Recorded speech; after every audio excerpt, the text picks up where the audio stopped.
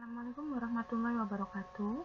Hari ini kalian akan belajar tentang korelasi dan regresi.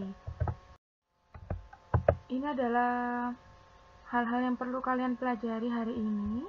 Yang pertama ada scatter plot atau plot sebar, kemudian ada korelasi, regresi, dan coefficient of determination dan standard error dari estimasi. Oke, untuk yang pertama, scatter plot. Nah, scatter plot itu adalah grafik pasangan terurut, yaitu berupa angka ya, yang terdiri dari variabel independen X dan variabel dependen Y. Ini adalah contoh dari penggunaan scatter plot. Nah, penggunaan scatter plot ini, dalam contoh ini, digugakan untuk mengetahui hubungan antara umur seseorang dan tekanan darah. Jadi di sini kalian ambil 6 orang ya, 6 orang secara acak, kemudian kalian data berapa umurnya dan berapa tekanan darahnya. Kemudian dari kedua variabel ini kalian cari kira-kira hubungannya itu bagaimana. Apakah kedua variabel ini memiliki hubungan yang positif atau hubungan negatif, atau bahkan mereka berdua ini tidak memiliki hubungan apa-apa, seperti itu. Nah, gimana caranya untuk menentukan hubungan? Nah, yang pertama itu kita perlu mempelajari terlebih dahulu jenis-jenis hubungan ya. Oke, untuk hubungan yang pertama, hubungan positif ya. Hubungan positif itu seperti ini. Jadi datanya ini selalu meningkat ya. Nah, jadi semakin bertambahnya umur, maka tekanannya itu akan semakin meningkat. Nah, ini kan positif. Ini kan menunjukkan hubungan yang positif. Jadi kalau variabel satunya meningkat, maka variabel duanya juga meningkat. Kemudian kalau variabel satunya menurun, variabel duanya juga ikut menurun. Kemudian hubungan negatif. Hubungan negatif itu seperti apa? Hubungan negatif itu misalnya adalah ini ya, semakin meningkatnya nilai pada sumbu X, maka nilai pada sumbu Y itu akan semakin menurun. Jadi ini ya, misalnya adalah sumbu X itu adalah berapa banyak ketidakhadiran. Kemudian yang sumbu Y-nya itu adalah nilai akhir dari beberapa mahasiswa ya. Nah, jadi semakin banyak ketidakhadiran yang dimiliki oleh mahasiswa, maka nilai akhirnya itu akan semakin menurun. Itu berarti adalah hubungan yang negatif. Kemudian hubungan yang selanjutnya. Hubungan yang selanjutnya ini kalau kalian di sini nih kita tidak bisa melihat polanya ya. Nggak bisa melihat pola positif atau pola negatif. Jadi di sini nih hubungannya adalah acak. Kalau hubungannya acak seperti ini, berarti tidak ada hubungan antara variabel X dan variabel Y. Koefisien korelasi. Koefisien korelasi ini digunakan untuk mengukur kekuatan dari hubungan antara kedua variabel beserta arahnya. Kalau koefisien korelasi sampel ini diwakili dengan huruf R. Nah, kalau koefisien korelasi dari populasi itu diwakili dengan huruf P. Ini adalah hubungan antara nilai koefisien korelasi dengan arahnya ya. Kalau misalnya nilai koefisien korelasinya 0, maka tidak ada hubungan yang linier. Kemudian kalau misalnya nilainya itu minus 1, itu berarti hubungan negatifnya itu sangat kuat ya. Kemudian kalau nilainya positif 1, itu berarti hubungan positifnya itu sangat kuat. Nah, kalau nilainya di antara 0 sampai minus 1, itu berarti dia itu memiliki hubungan yang negatif. Jadi kalau berada di range 0 sampai minus 1, dia hubungannya negatif. Kalau 0 sampai plus 1, berarti hubungannya itu adalah positif. Nah, ini adalah formula yang digunakan untuk menghitung koefisien korelasi. Oke ya, koefisien korelasi di sini diwakili dengan huruf R. R sama dengan N dikalikan jumlah dari perkalian X kali Y dikurangi jumlah X dikalikan jumlah Y dibagi akar dari N dikalikan jumlah X kuadrat dikurangi jumlah X kemudian dikuadratkan dikalikan N dikalikan jumlah Y kuadrat dikurangi dari jumlah Y kemudian dikuadratkan. Nah, ini adalah hasil perhitungan dari soal yang tadi ya, soal yang membahas tentang hubungan antara umur dan tekanan darah. Nah, gimana cara menghitungnya? Paling mudah itu adalah kita gunakan dengan Excel ya. Nah, ini sudah saya coba hitungkan ya. Coba saya bantu untuk memformulasikan. Jadi di sini saya tuliskan ada subjeknya A, B, C, D, E, F, kemudian ada umur, ada blood pressure, kemudian kalian tuliskan X kalikan X. X kalikan X itu berarti adalah ini ya, umur dikalikan umur. Jadi variabel X-nya itu adalah umur, variabel Y-nya itu adalah yang tekanan darah. Kemudian ada X kalikan Y. X kalikan Y itu berarti umur dikalikan tekanan darah. Kemudian ada Y kalikan Y. Berarti tekanan darah dikalikan tekanan darah. Nah, itu ya. Kemudian dari angka-angka ini, kemudian kalian masukkan ke dalam rumus koefisien korelasi seperti ini. Nah, kemudian coba kalian hitung ya di rumah ya. Kira-kira bisa nggak dari data yang kalian dapatkan itu kemudian kalian masukkan ke dalam rumus R, nantinya kalian akan dapatkan nilai yang sama dengan hasil di slide saya sebelumnya. Itu ya. Coba kalian hitung, kemudian kalian tunjukkan ke saya Excelnya. Oke, berikut adalah regresi ya. Nah, kalau kalian amati di diagram sebar tadi, diagram sebarnya tuh menunjukkan adanya pola garis lurus ya, atau linier, garis linier. Nah, kita tuh bisa memodelkan hubungan antara kedua variabel itu dengan menggunakan garis lurus. Nah, garis lurus itu dinamakan sebagai garis regresi. Kemudian, karena dia itu berupa garis lurus, maka persamaannya itu adalah Y aksen sama dengan A ditambah dengan BX. Ini adalah formula yang digunakan untuk menghitung dari garis regresi ya. A itu seperti ini rumusnya, kemudian B itu rumusnya seperti ini. Yang paling penting itu adalah kalian menentukan terlebih dahulu mana variabel X, mana variabel Y. Kemudian, A ini digunakan untuk apa? A itu digunakan untuk memasukkan ke dalam persamaan modelnya. A itu berarti nilai yang ini, kemudian B itu berarti nilai yang ada di depan koefisien X. A itu adalah perpotongan dari Y aksen, dan B itu adalah kemiringan dari garis tersebut. Contohnya, temukan persamaan dari garis regresi dari umur dan tekanan darah. Nah, kita masukkan ke dalam rumusnya tadi, kita dapatkan nilai A-nya itu 81,048 dan B-nya itu 0,964. Nah, sehingga rumus ini itu kita masukkan ke dalam persamaan modelnya tadi, sehingga yang didapatkan Y aksen sama dengan 81,048 ditambah 0,964X. Nah, dari rumus ini kita bisa tahu bahwasannya A itu adalah perpotongan ya, yaitu 81,048, dan B-nya ini atau 0,964 ini adalah kemiringan dari garis. Nah, ini adalah garis dari Y aksen sama dengan 81,048 ditambah 0,964X. Itu ya. Nah, maksudnya gimana? Nah, dengan kita menggambarkan garis ini, maka kita bisa tahu nih hubungannya positif ataukah negatif. Kalau dari garis ini terlihat bahwasannya hubungannya adalah positif. Kenapa kok hubungannya positif? Karena semakin besar umurnya, maka tekanan darahnya ini juga akan semakin besar.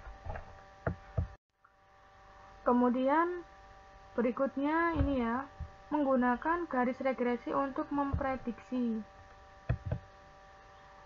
Nah, garis regresi itu ternyata bisa digunakan untuk memprediksi nilai dari Y ya, atau variabel tergantung, variabel dependen ya, untuk nilai yang sudah diberikan oleh variabel X, atau variabel yang independen.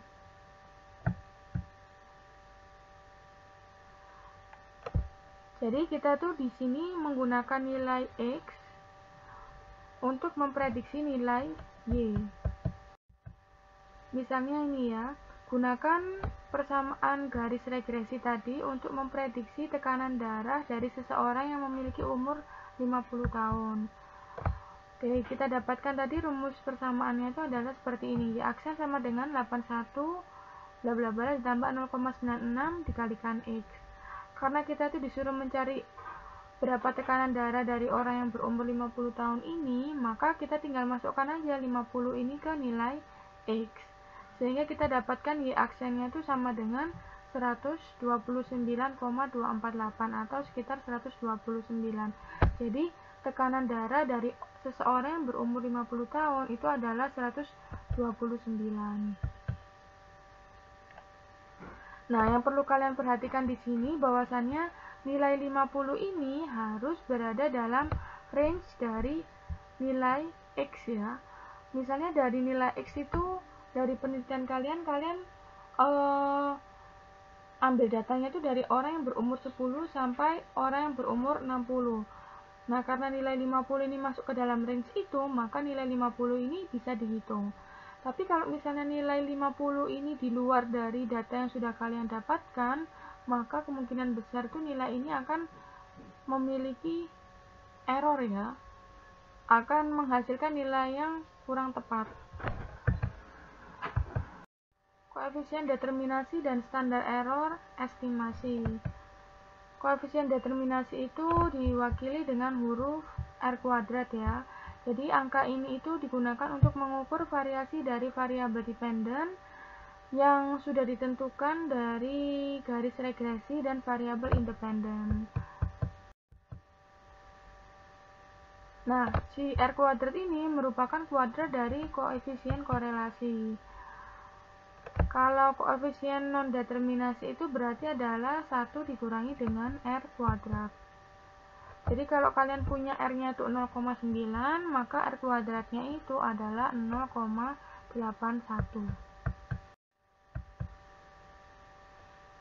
Berikutnya ada standar error estimasi. Itu diwakilkan dengan simbol SEST ya. Itu adalah standar deviasi atau penyimpangan ya dari nilai yang diamati, nilai Y yang diamati terhadap nilai Y yang diprediksi.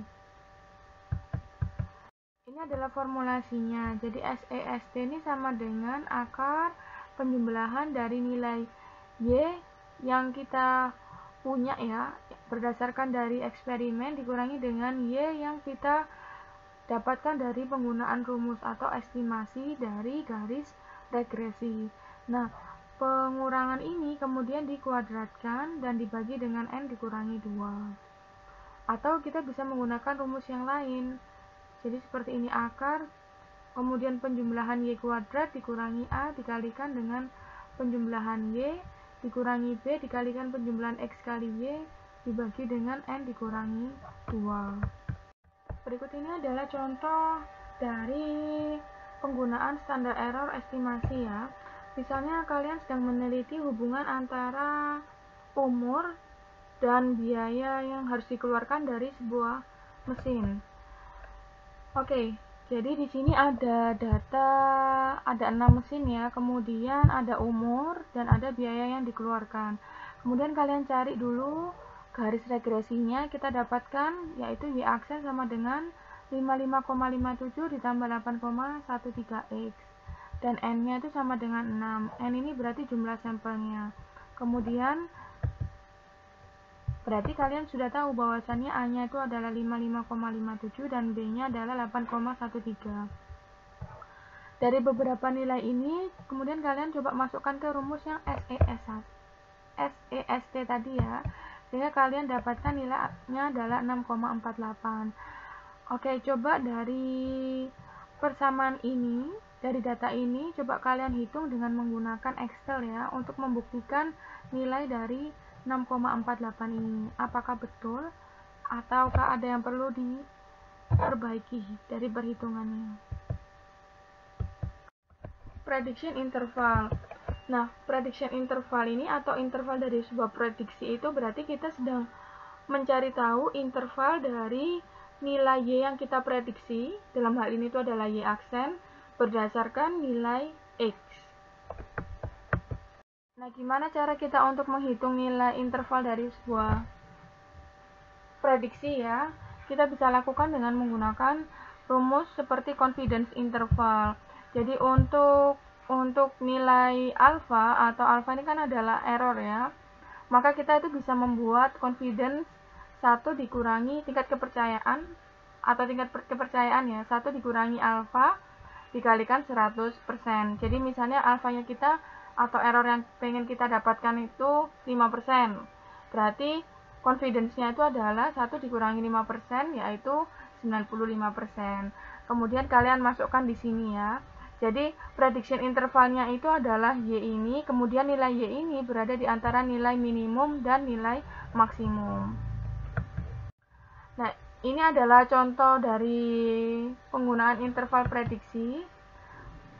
Jadi ada seorang researcher itu sedang mengumpulkan data yang digunakan untuk menentukan hubungan antara umur mesin dan biaya maintenance. Nah, persamaan regresinya itu adalah Y aksen sama dengan 55,57 ditambah 8,13X.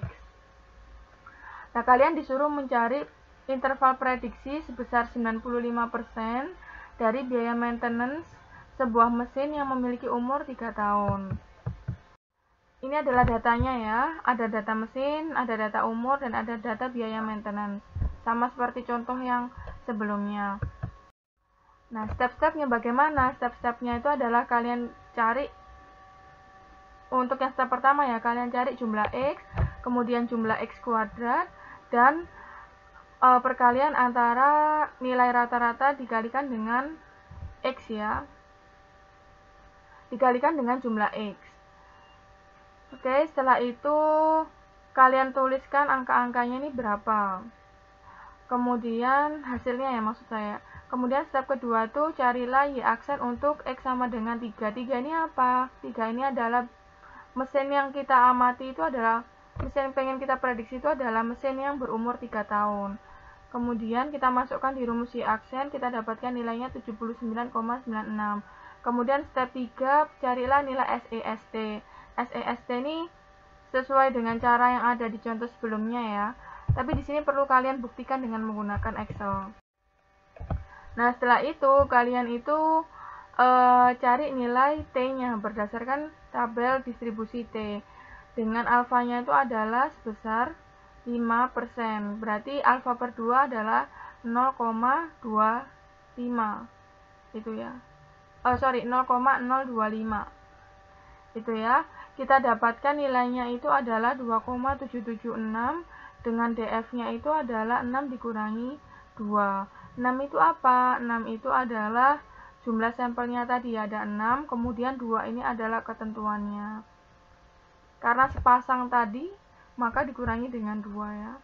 Sehingga kita dapatkan rumusannya itu atau intervalnya itu menjadi Y ini memiliki batas di antara 6,53 sampai 99,39. Jadi seperti ini maksudnya. Nilai prediksi Y ini berada di antara range 60 sampai 99. Jadi intinya adalah dengan menggunakan 95% tingkat kepercayaan, maka interval 60,53 sampai 99,39 itu mengandung nilai aktual dari Y. Oke, untuk tugas hari ini, coba kalian buktikan nilai koefisien relasi dari contoh pertama, kemudian buktikan nilai SEST atau standar error estimasi dari contoh yang kedua. Jadi tadi kan saya sudah kasih contoh kalian itu 3 contoh ya. Contoh yang pertama itu hubungan antara umur dan tekanan darah. Itu coba kalian gunakan data tersebut untuk menentukan nilai R, karena nilai R itu tadi tidak saya jelaskan secara detail ya. Coba kalian cari dengan menggunakan prosedur yang sudah saya ajarkan tadi untuk mendapatkan nilai R. Kemudian contoh kedua juga sama, kalian gunakan data hubungan antara umur mesin dan biaya maintenance. Kemudian kalian cari nilai standar error estimasinya. Oke, nanti kalau nilainya ternyata sama dengan hasil yang sudah saya presentasikan tadi, berarti cara kalian itu sudah betul. Kemudian kumpulkan file Excel kalian yang sudah kalian gunakan untuk menghitung kedua nilai tersebut di Edmodo. Seperti itu. Sekian kuliah hari ini. Mohon maaf jika saya ada salah. Assalamualaikum warahmatullahi wabarakatuh.